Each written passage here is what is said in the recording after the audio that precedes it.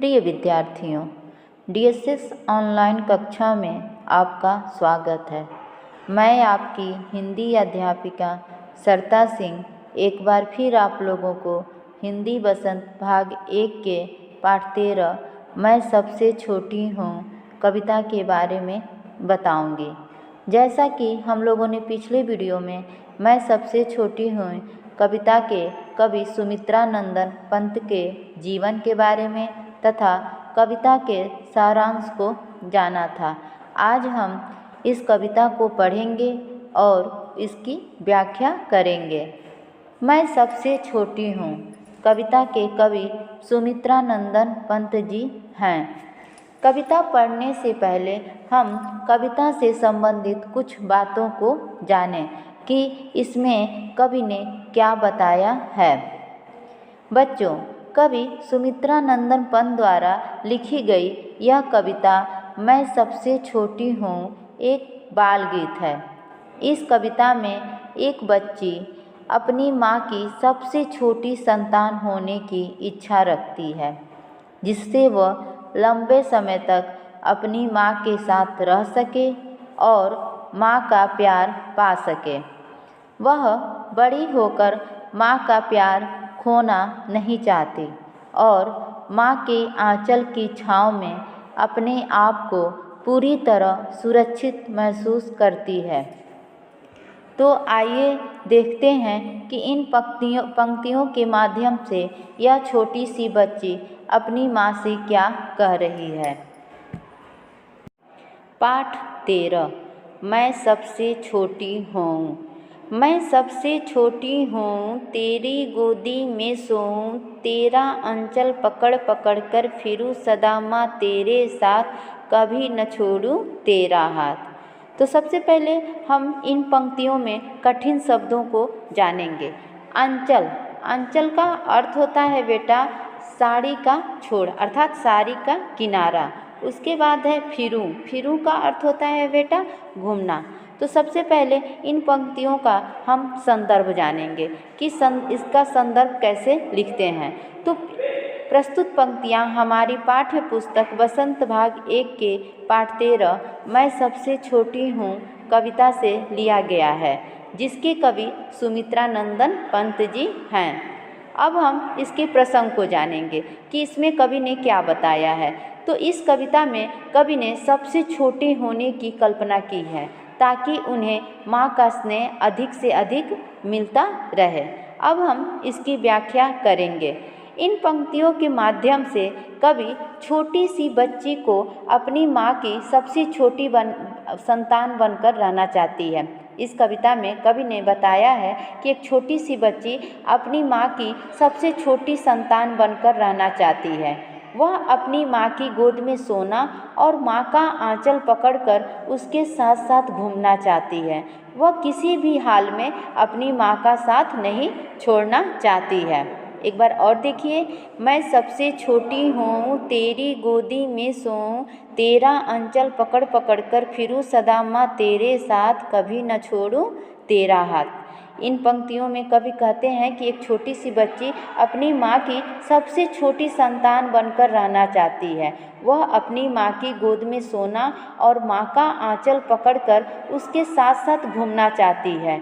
वह किसी भी हाल में अपनी माँ का साथ नहीं छोड़ना चाहती है।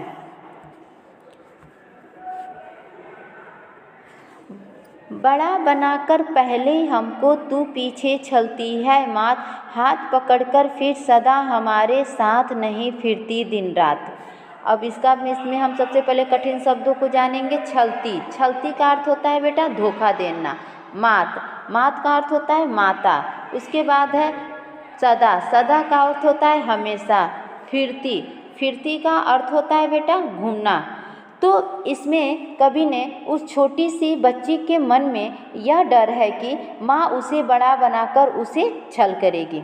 कवि कहते हैं कि उस छोटी सी बच्ची के मन में यह डर है कि माँ उसे बड़ा बनाकर उससे छल करेगी। जब बच्ची बड़ी हो जाएगी तो माँ उसका हाथ नहीं पकड़ेगी और न ही उसके साथ खेलेगी।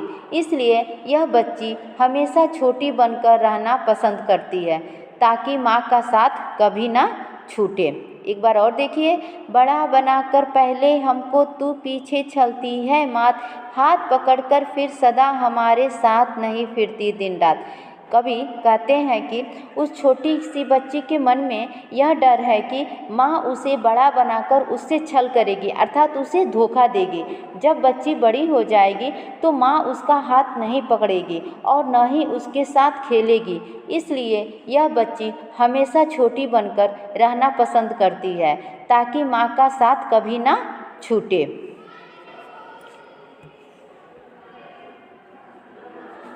अपने कर से खिला धुला मुख धूल पोछ सच्ची सज्जित कर गात, थमा खिलौने नहीं सुनाती हमें सुखद परियों की बात। तो सबसे पहले कठिन शब्दों को देखिए। कर, कर का अर्थ होता है बेटा हाथ। मुख, मुख का अर्थ होता है मुंह। धूल, धूल का अर्थ होता है मिट्टी। सज्जित, सज्जित का अर्थ होता है सजाकर। गात, गात का अर्थ होता है शरीर। थमा, थमा का अर्थ होता है दे देना।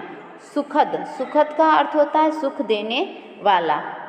तो इन पंक्तियों में कवि ने कहा है कि बच्ची को यह डर है कि बड़े हो जाने के बाद माँ उसे अपने हाथों से खाना खिलाना, उसके चेहरे और शरीर पे लगे धूल को साफ सुथरा करके और उसके हाथों में एक खिलौना देकर उसे अपने आप से अलग कर देगी। बड़े हो जाने पर माँ उसे परियों की कहानी नहीं सुनाएगी। एक बार और देखिए इसका अर्थ। अपने कर से खिला धुला मुख धूल पोछ सज्जित कर गात, थमा खिलौने नहीं सुनाती हमें सुखद परियों की बात। कवि कहते हैं कि बच्ची को डर है कि जब वो बड़ी हो जाएगी तो माँ उसे अपने हाथों से खाना खिला देगी, उसके चेहरे और शरीर पे लगे धूल को साफ सुथरा करके उसको हाथों में एक खिलौना देकर उसको अपने आप से अलग कर देगी। बड़े हो जाने पर माँ उसे परियों की कहानी भी नहीं सुनाएगी।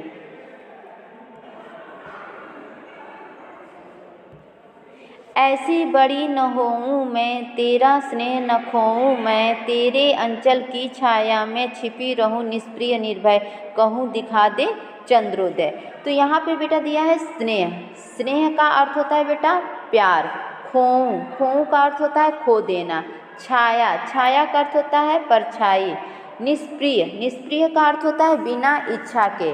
निर्भय, निर्भय का अर्थ होता है बिना डरे। उसके बाद होता है बेटा है चंद्रोदय। चंद्रोदय का अर्थ होता है चांद का निकलना। तो इसका प्रसंग इस प्रकार होगा कि इसमें उन्होंने छोटी सी बच्ची के माध्यम से बाल भावनाओं का सुंदर वर्णन किया है। इसमें कवि ने एक छोटी सी बच्ची के माध्यम से उसके बाल भावनाओं का बहुत ही सुंदर वर्णन किया है। इसकी व्याख्या इस प्रकार है कि कवि इन पंक्तियों में छोटी सी बच्ची की कामना को बताते हैं, उसकी इच्छा को बताते हैं कि वो कहती है काश वो कभी न बड़ी हो, क्योंकि बड़ी होकर वह अपनी माँ की ममता, प्रेम और स्नेह को खो देगी। वह अपनी माँ के आंचल की छाया में रहकर अपने आप को सुरक्षित महसूस करती है। वह बच्ची कहती है कि जब मैं अपनी माँ के आंचल की छाया में रहती हूँ तो अपने आप को सुरक्षित महसूस करती हूँ। वह चाहती है कि सदैव अपनी माँ की आंचल में खेलती रहे और माँ से उगते हुए चंद्रमा को दिखाने की जिद करती रहे। एक बार और देखिए कि इन पंक्तियों में कवि ने क्या बताया है।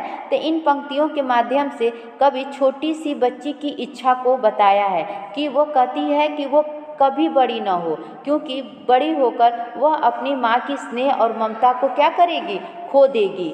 वह अपनी माँ के आंचल की छाया में रहकर अपने आप को सुरक्षित महसूस करती है।